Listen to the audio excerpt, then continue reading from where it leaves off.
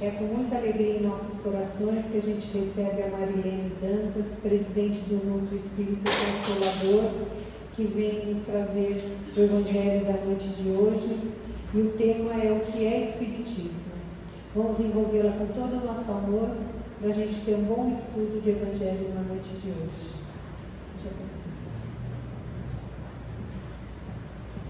Graças a Deus. Quero agradecer ao meu fraterno por esse convite. Eu não sou palestrante, eu na verdade honraria palestrantes para a Casa Espírita. Hoje eu vim bater um papo com vocês sobre um tema que a grande maioria, não só os trabalhadores de uma casa espírita, mas como os adeptos das casas espíritas, às vezes não tem um certo conhecimento.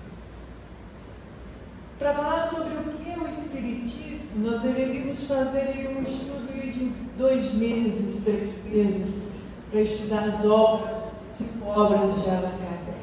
Mas eu vou simular um pouquinho do que veio lá atrás, quando Kardec começou a adentrar a doutrina dos Espíritos. Hipólito Léon Denis Rivail, pseudônimo de Allan Kardec. Allan Kardec foi um escritor, um pedagogo, foi um discípulo de Pestalozzi, filho de família protestante de classe média alta na França. Puxa, papai, não. Qualquer coisa eu falo no vovó, tá?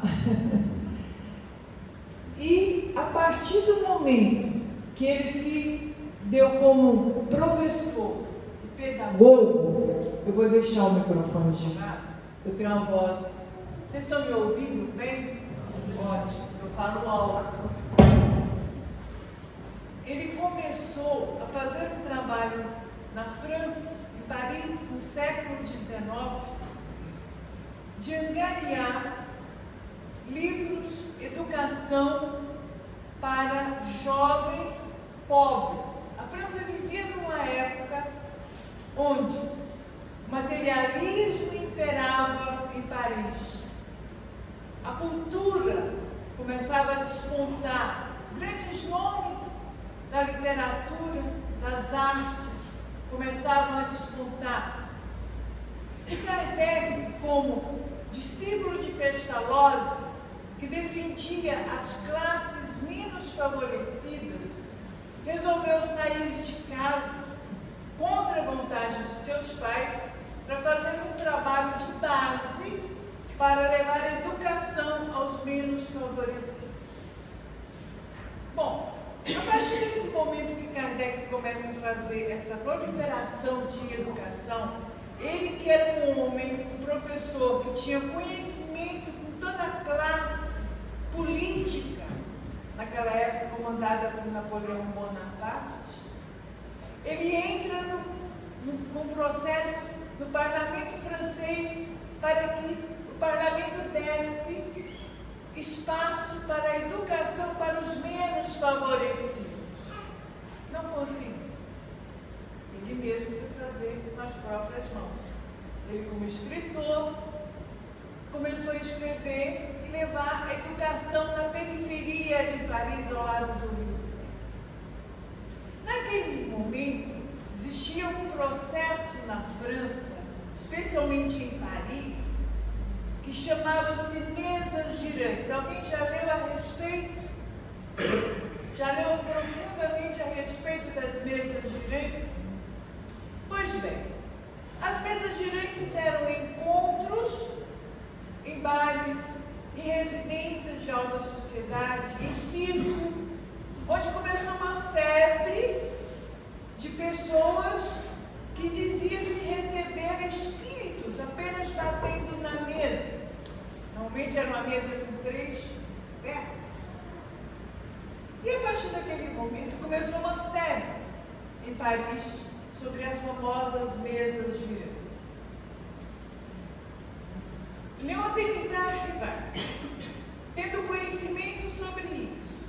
sendo amigo de Pestalozzi, que já estudava lá atrás sobre a transformação metafísica, sobre energias, ele começou a ter curiosidade para averiguar o que estava acontecendo em Paris. E começou a visitar aqueles locais para verificar o que era aquilo. Ele chegou certa vez, a convite de um amigo dele, Fortier, que também era professor de física, o levou até uma adega e disse para ele assim: aqui recebe-se espíritos. E ele via perguntas tipo: o que a minha mulher está fazendo? Eu vou ficar rico? Eu vou ser um político famoso? Eu vou ser isso? As perguntas eram bem materialistas. E a primeira batida significava A, a segunda B, C, e eles formavam palavras. Pois bem, Allan Kardec, que era amigo de Victor Hugo, que também estava naquele processo de trabalhar com mesas girantes. Alguém já ouviu falar em Victor Hugo, famoso escritor e filósofo francês? Alguém já leu Os Miseráveis?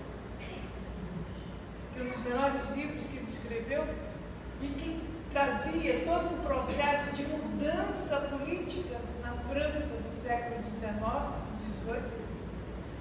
E Victor Hugo começou a falar para Kardec o seguinte: meu amigo, os espíritos falam, existe coisa além disso aqui.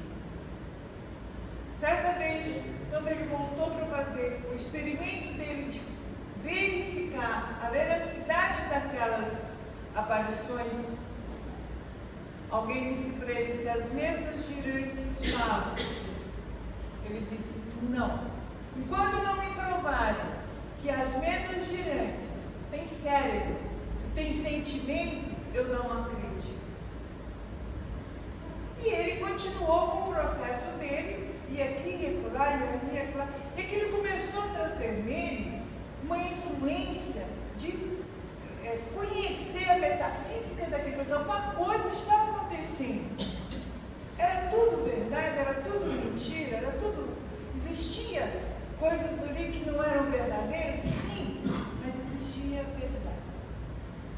Certa vez, com o próprio amigo dele, Fortier, ele foi até isso, depois de passar uns 5, 6 meses, partindo deste princípio, ele foi até uma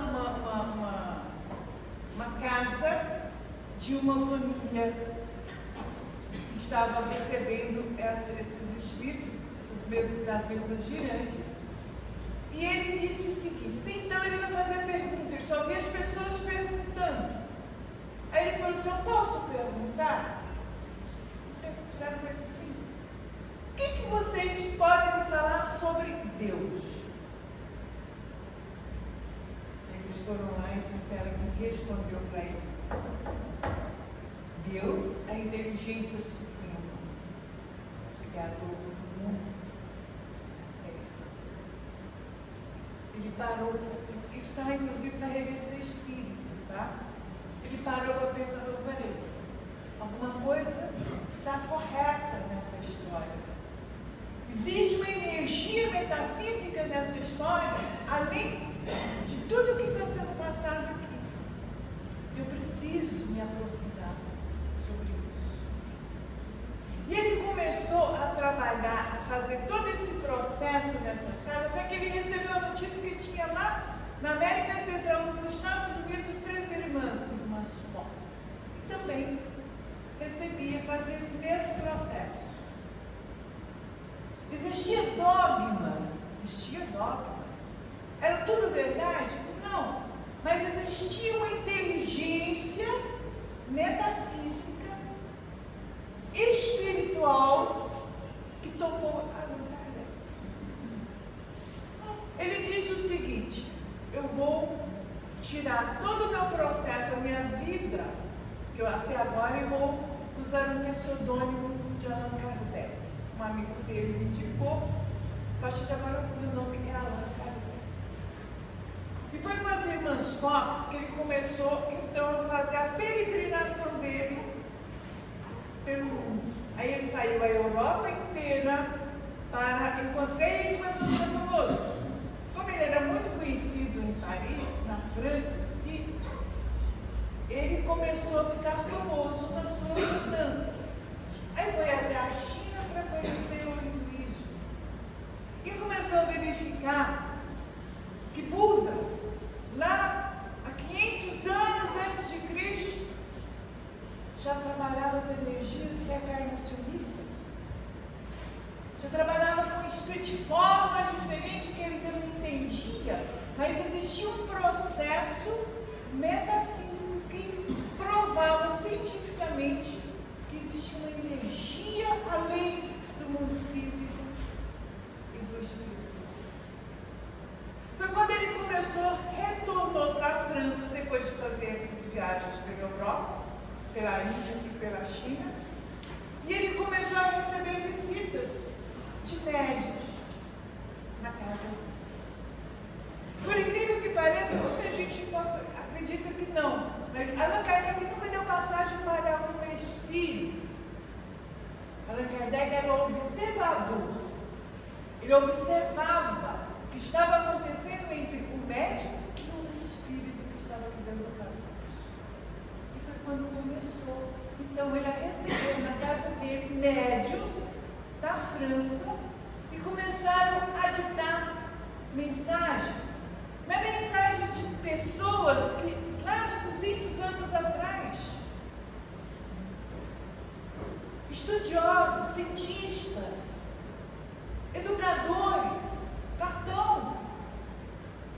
E ele começou, a partir do momento que ele começou a receber essas mensagens, ele ia buscar a veracidade daquela mensagem. Mas peraí, eu vou ver se realmente, porque se Platão, essa mensagem diz, está de acordo com o que Platão disse lá atrás. E ele começou a popular essas mensagens, que veio posteriormente a ser criado o Livro dos Espíritos. A partir daquele momento ele começou, a partir de agora começa-se uma nova filosofia, ligada à ciência e à filosofia. A religião também, mas principalmente a filosofia. E começou, através das mensagens que ele começou a receber de espíritos bem mais antigos do que ele verificou através do seu estudo, através da sua pesquisa, ele viajou a Europa inteira para ter certeza da veracidade. Ele passou pelas mãos de Pestalozzi, ele passou pelas mãos de grandes cientistas da França e da Europa, grandes nomes que tiveram a veracidade, não existiu isso. Esse espírito passou essa mensagem, é dele. Então ele começou a descobrir que existia um mundo material unido ao mundo espiritual. Foi quando ele começou a editar o Livro dos Espíritos, que foi a maior obra de Allan Kardec. De 5 obras dele, tirando a Revista Espírita, foi o primeiro e maior obra dele, que conta a história do começo do Espiritismo e a continuação da doutrina dos Espíritos. Pois bem, Kardec começou na França e já começou a ficar conhecido pela Europa inteira. Certa vez, ele fizeram um pedido de 1.800 livros. O editor conseguiu para ser distribuído, vendido na Espanha. E ele ficou super feliz, porque, poxa, agora eu vou conseguir levar o Espiritismo ao conhecimento da Europa, porque a Espanha naquele momento também era o segundo país que estava crescendo no processo do conhecimento da literatura, das artes, da educação.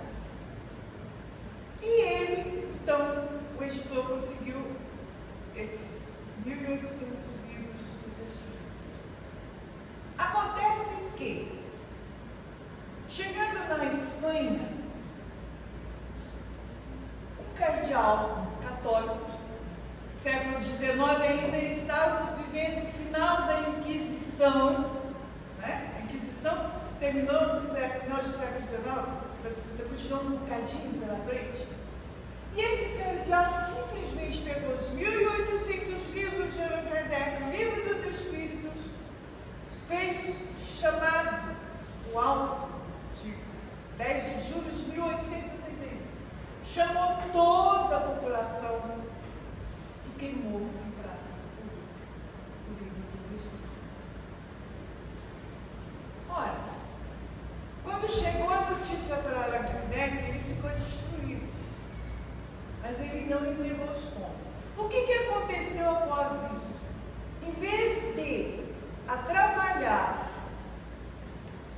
a divulgação do Espiritismo, o Alto de Barcelona ajudou a propagar o Espiritismo pela França e pela Europa. Foi assim. Veio depois Kardec trazendo o Livro dos Médiuns, o Evangelho, até a sua morte, antes dele desencarnar, o céu e o inferno. E começou então Allan Kardec editando, codificando o Espiritismo. Por que codificando o Espiritismo? Ah, mas o Kardec é o dono? Não, Kardec não é o dono do Espiritismo. Kardec ele nunca foi dono, ele nunca disse, eu criei o Espiritismo. O Espiritismo, na verdade, foi criado, foi codificado para trazer uma mensagem através dos espíritos encarnados e desencarnados, com a mestra palavra de Jesus, que está no Evangelho segundo o Espiritismo. Uma forma de transformar uma doutrina ligada à ciência, à filosofia e à religião, mas principalmente à verdade. Ninguém, até hoje, existe sim aquelas pessoas que desejam, que questionam Allan Kardec, que questionam até o Espiritismo, mas só questionam. Se você pegar grandes nomes da medicina, grandes nomes da metafísica, eles não têm como discordar do que Allan Kardec nos deixou. Mas ainda passamos por um processo que depois que Kardec deixou toda essa obra, deixou todo esse legado para nós, aí nós vamos chegar aqui no mundo ocidental. Saímos da Europa e vamos para o mundo ocidental. Vamos lá para o Chico Xavier, o Luiz Gonçalves de Bezerra de Menezes, grandes nomes que trouxeram para o Brasil a expansão da doutrina espírita. Quem conhece a história de Chico Xavier teve apenas o primário e escreveu 401 livros psicografados. Quem conseguiu ler o livro No Mundo Maior de André Luiz, eu consegui com 30 anos. Para quem tinha o primário, consegui fazer aquilo. E ele sempre disse, não sou eu o responsável. Eu não sou o responsável. Existe alguém me ensina, os espíritos são os responsáveis. Mas aí nós voltamos para hoje, na doutrina dos espíritos. O que acontece nos dias atuais sobre o Espiritismo? Eu vou dizer uma coisa para vocês. Se a União Fraterna colocar uma placa ali na frente, estudo do Livro dos Espíritos, estudo do Evangelho, psicografia e cura, para onde vocês acham que o povo vai? Psicografia. Por quê? Porque a grande maioria das pessoas não entende a essência da doutrina espírita, ainda acha que o espiritismo é receber psicografia e curas. E não é. A doutrina espírita ela tem um campo muito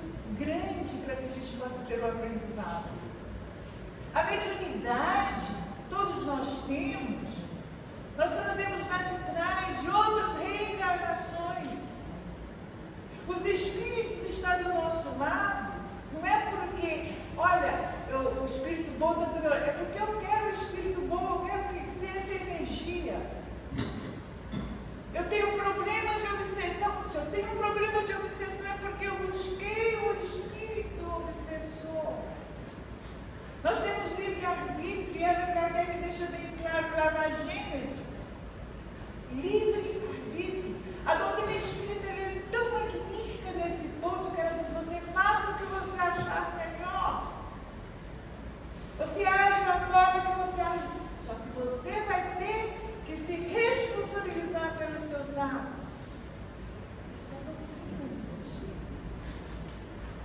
Essa semana, umas 2 semanas atrás, eu tenho uma segunda-feira, nós temos um desenvolvimento mediúnico na nossa casa do Espírito Consolador. E as pessoas que vêm para o desenvolvimento mediúnico primeiro passam comigo para fazer viagem. Eu fico meio, às vezes, 4 meses, depende.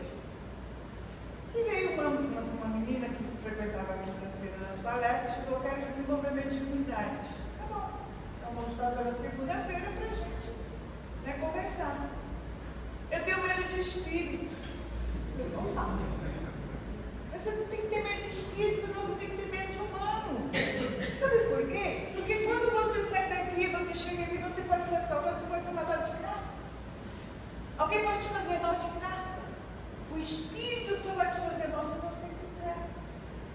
Ah, mas eu não sei o que pode acontecer. Não vai acontecer nada. A sua energia espiritual é que vai comandar o que o espírito vai estar trazendo para você. O espiritismo ensina muito isso. Desde o Evangelho, o livro dos Espíritos e o livro dos Médiuns, a Gênesis, o céu e o inferno. Alguém já leu aqui o que é espiritismo? Aquele livro pequenininho? Se não lê, pô, é pequenininho. Vocês compram na Amazon, não sei se vocês têm aqui, é pequenininho, gente. É um conhecimento para quem quer conhecer o que é o espiritismo. É um livro desse tamanhinho. Kardec dialoga com o ateu, com o cientista e com o papa. Você imagina que diálogo é só ler um livro. Então, nós entramos num processo dentro da doutrina dos espíritos, e hoje está muito comum. Hoje você entra na internet e você vê gente fazendo cirurgia pela internet. Não sou contra não, tá? Cada um faz o que quer. Nós temos médicos famosos aqui que passaram pelo Brasil, não vão muito longe, vão de Deus. Eu tive pessoas que fizeram cirurgia com ele, que foi maravilhoso. De repente, o ego exacerbado foi lá em cima, aí ele fez as cartas.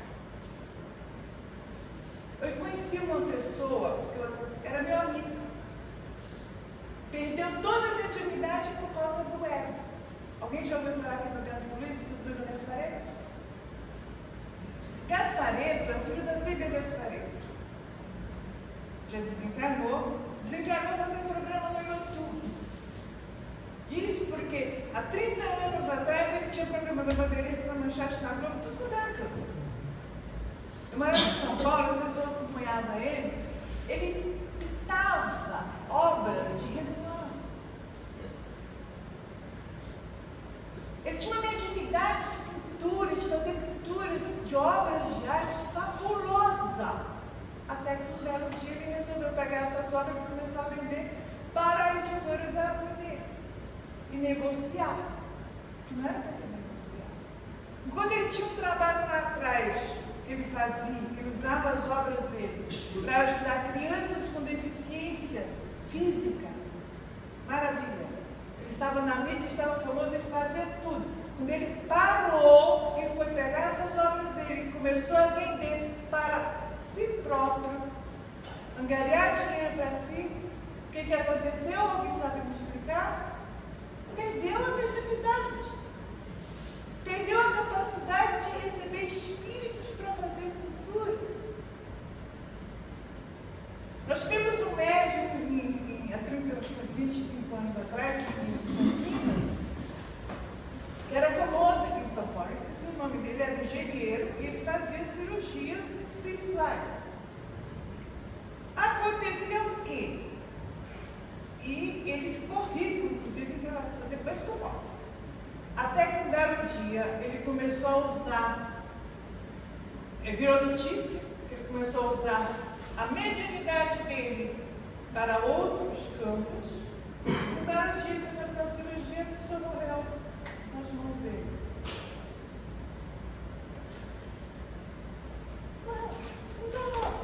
Assim, ele foi caçado, ele foi preso. Não sei onde está, ele nunca mais soube notícia dele. Mas acontece com nós que vivemos na casa espírita. Acontece com nós dentro da nossa casa. Todos nós somos médios, todos nós temos a espiritualidade ao nosso lado. Mas o que acontece? Acontece que eu tenho que cuidar desta mediunidade, eu tenho que cuidar desse meu trabalho, seja dentro da casa espírita, seja na rua, seja em casa. O Espiritismo ele veio simplesmente para nos ensinar a cooperar dentro da transformação física e espiritual. Nós temos que estar juntinhos. Não pense vocês que porque vocês estão aqui dentro de uma casa espírita, sejam nós trabalhadores ou não, que nós vamos proteger aqui sim. Mas se eu não fizer a minha missão de casa, acho que não vou nada. Então o Espiritismo trouxe, através de Allan Kardec, uma sistemática de conhecimento racional, movido à fé, à disciplina, à coragem. Nós precisamos ter muita coragem para que a gente possa trabalhar os nossos defeitos, a transformar os nossos corações em aprender a amar. Amar a Deus sobre todas as coisas, como a ti mesmo. Cuidar do espírito, do físico, da moral, para que a gente possa transcorrer através desse trabalho que nós encontramos dentro do Espiritismo, a compreensão deles. Não basta eu ser espírita, eu dizia o médico famoso Paulo Teixeira.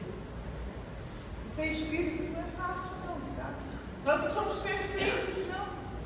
Muito ao contrário, a gente é cobrado todos os dias. Todos os dias nós somos cobrados. Todos os dias na terra, no trabalho, aqui. Para que a gente possa entender essa metamorfose transformadora da doutrina dos Espíritos, nós precisamos trabalhar a nossa reforma íntima. É difícil? Somos imperfeitos? Eu acredito em espírito, mas faça a sua parte para que os espíritos vão seja do teu lado. Eu venho receber passe na casa espírita. Receba e agradeça por você estar recebendo, porque o passe é para você. Essa espiritualidade está trabalhando para você, não é para mim. Então, meus amigos, a doutrina espírita é simples. Ela não tem dogmas.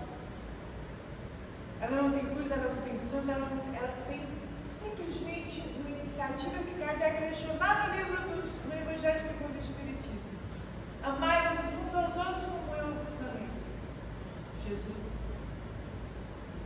Cuida do teu espírito para que o teu espírito consiga prevalecer a sua vida física como espiritual.